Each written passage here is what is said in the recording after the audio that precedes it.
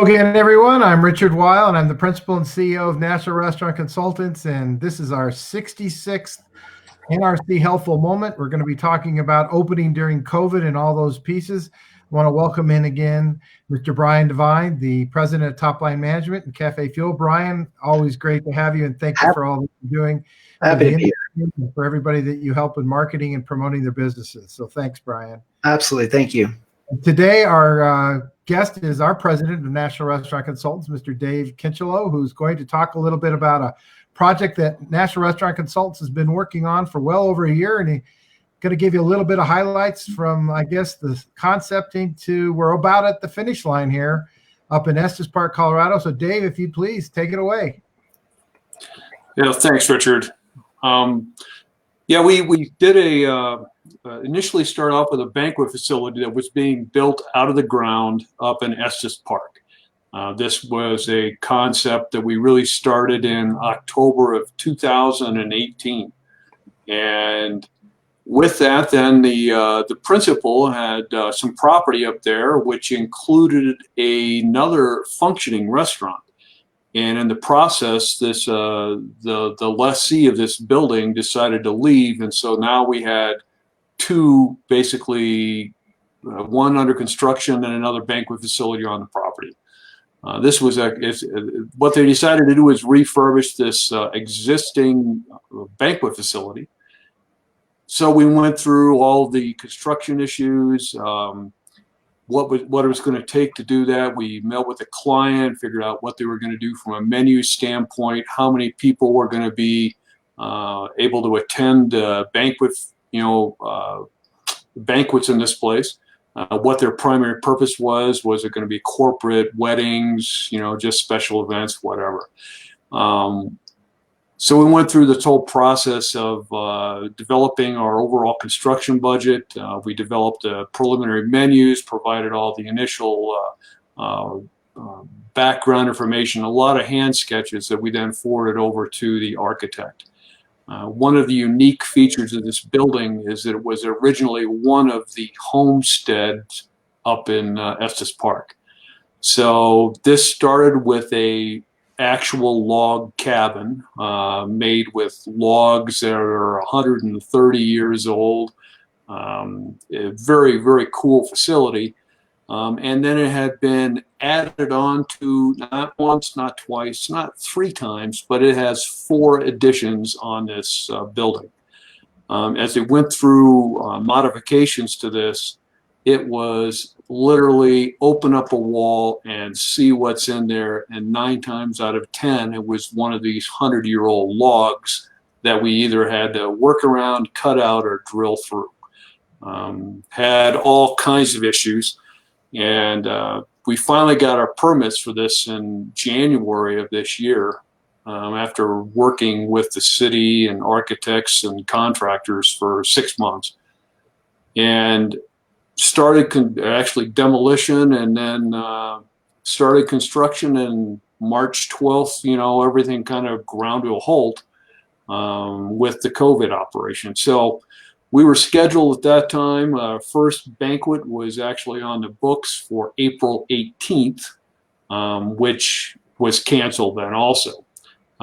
Construction had all kinds of delays. The biggest issue that we had during COVID was the supply chain. It wasn't that equipment wasn't around, you just couldn't, all these places that were going to ship you all of our kitchen equipment, furniture, smallwares, they were closed. So a lot of these distribution facilities were closed, and it just kind of snowballed for us. And eventually, last week, I guess, which was June 10th, we actually were able to start cooking food in the brand new kitchen of this 120-year-old log cabin facility that has a capacity of 175. And it was all kinds of fun, I guess, because it was so unique. You just never knew what was going to happen from one turn to the next. In the meantime, we're also doing this other banquet facility that's a little easier because it's out of the ground. It's brand new, so we haven't really had any real issues. Been a couple where they've put, these 16-inch I-beams where we didn't really anticipate one. We've had a couple of foundation changes, necessitated changes in the hood. But overall, it's a lot easier project. And, from a consultant standpoint, maybe not quite as much fun. So I think really the bottom line here from our standpoint, National Restaurant Consultants, is we've been able to navigate through the COVID-19 with our clients and for our clients. And in this case, the Homestead and the boulders up there at the gateway to Rocky Mountain National Park is going to be a community icon now and for many years to come. And we're very proud to have been a part of this project and being a part of the completion when we get the boulders open, hopefully in the next 4 to 6 weeks. So I want to congratulate you, Dave, for your perseverance, because you've spent hours on this project as well as with the clients. So it's been a great thing. A cool thing is that you Stephen King fans, right? This banquet facility sits right behind the Stanley Hotel there in Estes Park. So it just basically borders the Stanley Hotel property. There you go. So and there's I don't know. There's no ghost haunting that kind of flows over, Well, thanks, Dave, for sharing it. We thought it was a good story. We want to keep sharing some positive things out there because this is a positive. We know we hear about the 25, 30% of restaurants that may never reopen. Here's a great example of one that is about to be opened with their first real facility,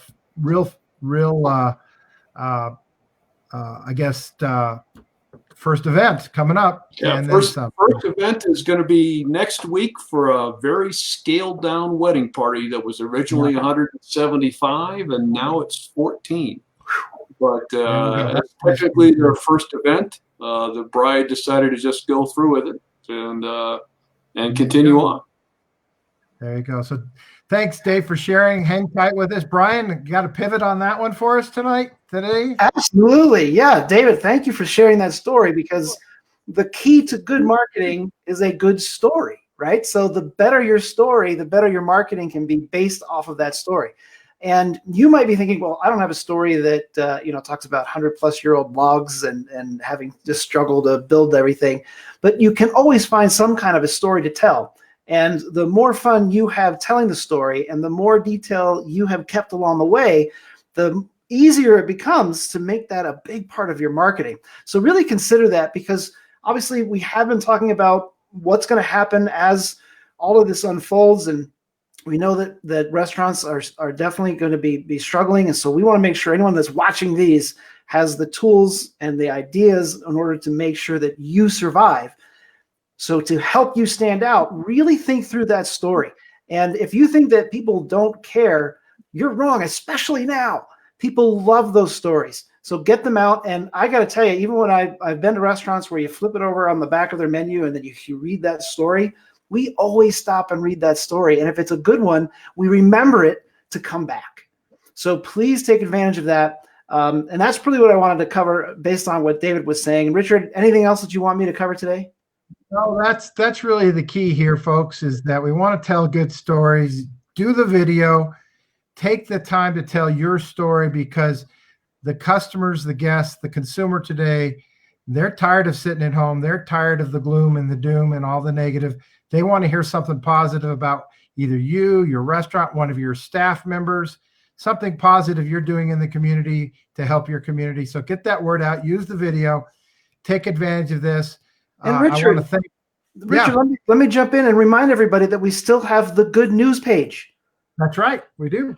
It's free to use. We can put it on your website, or you can just take it from the National Restaurant Consulting website. All of that content can be pushed out through social media with the click of a button. So take advantage of that if you don't have your story yet. There, to be able to put out good news stories and not have to think about it because we've already curated it and put it all together for you, that can make life easier too. So take advantage of that. Good point. Good point. It's right on our NRC website. And we hope that you're enjoying these NRC Helpful Moments. This is number 66. Dave Kinchelow, our president of NRC, thanks for joining us. And of course, Brian Devine, as always. So long for now, everyone. Take care. Bye. Bye, everybody.